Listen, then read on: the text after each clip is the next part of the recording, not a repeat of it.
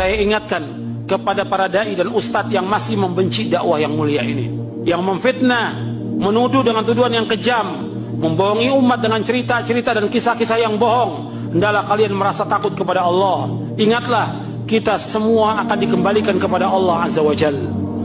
Esok hari kalian akan berdiri di depan Allah yang Maha Perkasa.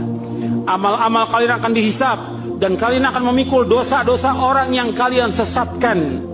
Dan kepada saudara-saudara kami yang alhamdulillah diberikan hidayah oleh Allah Ta'ala, yang mengikuti manhaj salaf yang benar, kami wasiatkan untuk terus berjihad menuntut ilmu syar'i, belajar dengan sungguh-sungguh Al-Quran dan Sunnah menurut pemahaman salafus saleh.